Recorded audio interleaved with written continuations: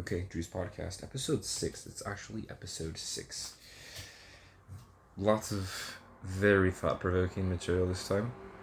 Not to say that it hasn't been thought-provoking, but I thought it was actually going to be a little triggering, honestly, to go over religion or the philosophy of religion, because, again, coming from a very strict, very intense religious background, I thought it was going to be super triggering and that it was going to be upsetting, but in actuality, I found it pretty engaging and really interesting to kind of deconstruct things, not just from a specific theology or a specific point of view, but from more of a, I wouldn't say abstract, but from more of a conversational point of view.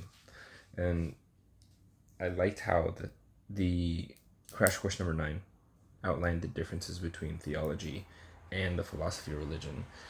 The important thing being that in theology, God is set to be already existing, whereas in the philosophy of religion, everything is basically on the table. It's a conversation that's held as long as something is able to be argued. And that setting the tone, I think, was helpful because it kind of just let me kind of flow into the information without feeling super apprehensive. And while I could talk for days on end about this subject and about just religion and faith overall and just like how that psychologically is kind of just a 3,000 layered onion, I will definitely use the prompt to keep myself on track and not going into all the different tangents that I want to go into. So as far as the first part of the prompt, the strengths, weaknesses, and the persuasiveness of the three different philosophical arguments, cosmological, teleological, and ontological. To be completely honest, the teleological is what not only just made the most sense to me, but what I think really happened was that when I started to read about it, it just felt more, I guess, personal, right? It felt like there was a personal connection to it, and so it piqued my interest a little bit more. And because I have such a strong background tied to it, it felt like it was something that I was a little bit more knowledgeable of, or that I could definitely deconstruct a little bit more, because I already had this side effects, if you will, of it, or I've had the experience of being a part of a group of people that literally relied on that as the main driving force for the religious belief. And while I would, anyone could assume that it would be something that would give me a bias, I think it actually gave me a little bit of an extra window into the conversation of it. So, the teleological argument, right, is the argument about intelligent design, which basically means that there is a creator behind something that is created. The Crash Course number 11 talked about that a little bit, and in a really nice way. Actually, they gave the example of a watch, right? You stumble upon a watch randomly, right, anywhere, and it's a shiny watch. It works. It's got mechanisms, it's got gears, it's got a housing, it has all these different things that need to work for it to be a watch. And if it's just sitting there, logically it would be presumed that somebody made the watch. An intelligent person or an intelligent being had created said watch. The same could be said for a cup, right? The cup that you see on the table in front of you that holds your coffee has been created by someone who is intelligent, and it has the purpose of holding the steaming hot liquid in your hand comfortably because it's designed for that. But there was a designer behind it. And that is so interesting to kind of go over again, because that's, again, literally what 25 years of my life were kind of based off of when it came to religious belief. And because the religion was so high control, it kind of bled into the rest of life. And it honestly kind of took me back a little bit just into all the different sermons and everything that I've heard for many years, but at the same time too, it gave me a little bit of I would say a window, or a little bit of an insight into the fact that this is not an isolated incident. This is something that people, that groups, that individuals have gone through, or this has been part of the discussion for a lot longer than the religion I came from, Jehovah's Witnesses, have been around for. This conversation has been around for way longer than that, and a ton of other religious groups just in general. This is more so the generic, or like the general conversation of, I would say the general argument of using the physical, right, the physical world as a reference for how there is no way that it should be possible without someone being a creator behind it, i.e. there must be a God. There is God because there cannot be just these things that appear out of nowhere. And even though I'm stepping away from my own experience with that and looking at it more so objectively, I would say that it's probably one of the more persuasive arguments out of the big three. From my point of view, it would be pretty reasonable that that conclusion would be probable. And I think that was something that, again, Crash Course Video 11 talked about towards the end of the video, is that modern teleological thinking is that the approach is not so much necessarily assertive, right? That it's like, well, because it's an intelligent design, there's an intelligent God, and God obviously exists in that, right? Or God exists, he's intelligent because there's intelligent design. It's more so the probability that there's someone behind it, is that logically, or it's probably more probable that this was designed by someone, and that someone to be likened to God. And this is where I think we can get kind of drawn into the big debate, or the big discussion that is more God specific. It's more, well, what does God look like? What does God feel like? What is God? Is there a gender involved? Are there multiple gods? XYZ, XYZ, XYZ. And that, I think, is a separate issue. It's part of the overall argument, but I think it's also its own separate entity, because these things are mutually exclusive and they're different. The argument for there logically, or more probably, being a creator behind a lot of the things that we see, the complexities of the human body, just the world that works, right, life that exists, is a different conversation than, well, what is this God being themselves like?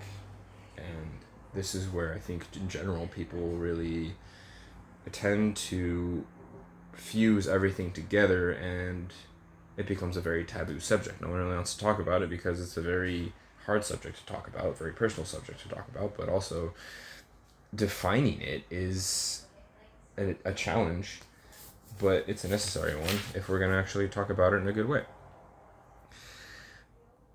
So the argument that stands out to me the most, again, I would have to say, is the teleological argument, because I feel like it just gives it a little bit of a better baseline. Like, I can move around, I can talk about different things, we can talk about different conversations and challenges if that main teleological argument is kind of just hanging out there as a baseline. And it's interesting because at the same time too, it actually was the thing that made me think about God in a little bit of a different way. I mean, I feel like I already was or already have been for many years.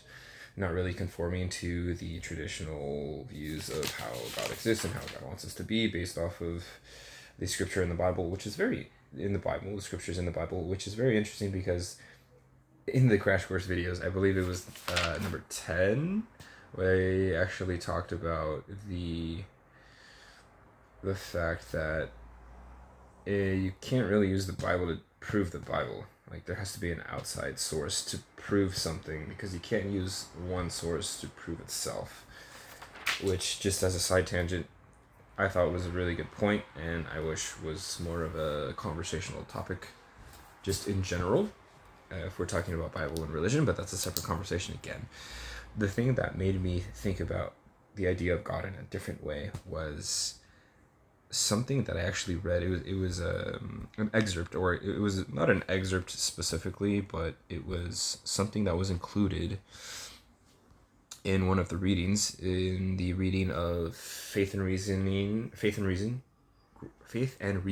Grounds for Believing. The box that reads, "From the source doesn't matter why it is true," from the Los Angeles Times Service, 1992, basically recaps the fact that they studied whether or not the possibility of there being a split at the Red Sea that occurred in the Bible, in the book of Genesis or Exodus. I believe it was Exodus, where Moses parted the Red Sea and the Israelites basically walked across. And then after they finished walking across, God basically collapsed the sea walls and thus killing the Egyptian army that was following behind them.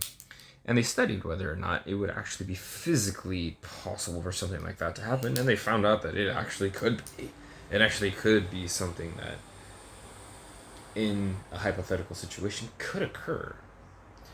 And normally, or before, I think that would have just reaffirmed this very, I wouldn't say polarized view, but this very specific view that I was taught and bred to have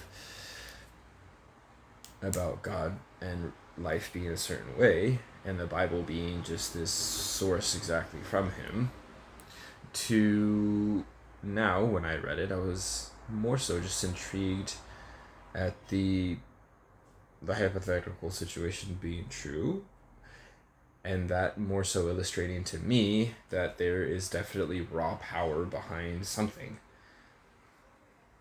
In theory, or if we were to take the stance of the teleological argument and propose that there is an intelligent creator behind the designs of life and everything, it would stand to reason that that creator is extremely powerful.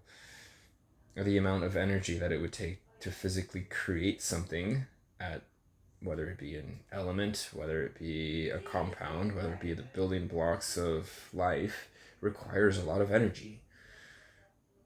And if everything that we've argued stands, then it would also stand that a creator would be extremely powerful. And that's more so the impression that I got from the box. Not so much, well, this just reaffirms my belief in God. It's more so, well, this reaffirms my belief in that there's something powerful there. And I thought that was something to note, just for me personally, but also for the class, that it had a different effect than I thought it was going to have, and it did make me think. Moving on. Moving right along to the last part of the prompt.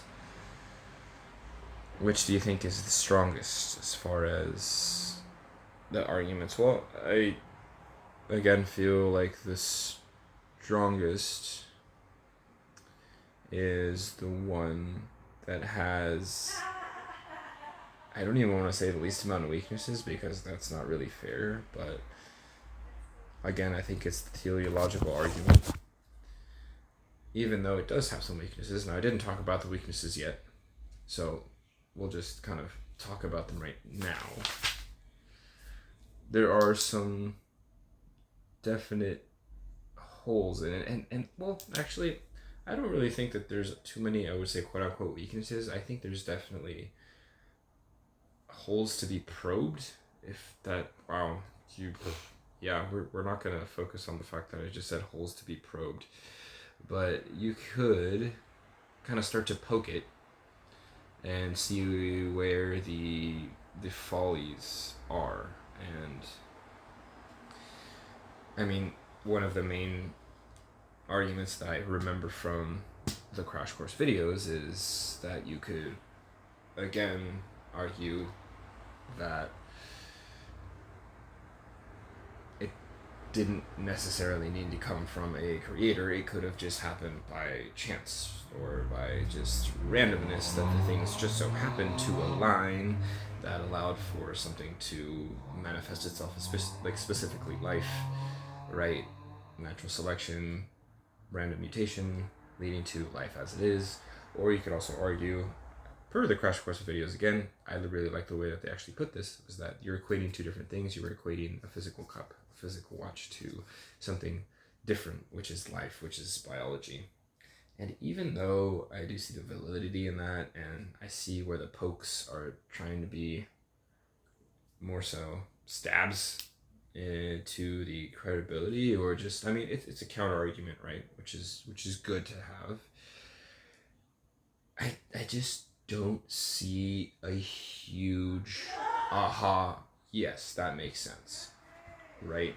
I'm not seeing this, oh, that's a really good point. I don't really have anything to refute that with, or, you know what, I didn't think of it that way, because it's not a huge stark difference between the argument and the counter argument. It's like the counter argument is very, very, I would guess, specific, because you're arguing that, oh well, all these specific things could have lined up to make this possible without there being someone who actually designed it or set it in motion. And this is where we kind of circle back to the modern interpretation or modern teleological argument, which is it's more probable that it probably was. So the chances, or the probability, the percentages, are more in favor of there being someone to design it and set it in motion or create it than for it to just happen by chance. And again, I think there's arguments that kind of branch off of that are still unrelated to it. It's arguing that there is a designer or a creator, but again, we're not really delving into the conversation of, is the creator all good? Is the creator all knowing? Is the creator someone that just is able to see everything everywhere all at once, kind of thing? And that's a separate argument, which by the looks of the information is something that we're going to get into in the next module. So as far as everything goes with this module, again, it was very interesting, very thought-provoking, and way more involving than I thought it was going to be. I thought it was going to be off-putting because, again, I'm a little traumatized and triggered by a religious debate and the Bible and these kinds of discussions, or so I thought. But now it's actually starting to take a different form when I think about when I consume material, and it's actually pretty cool. So that's all for my podcast this week, but yeah, very interesting.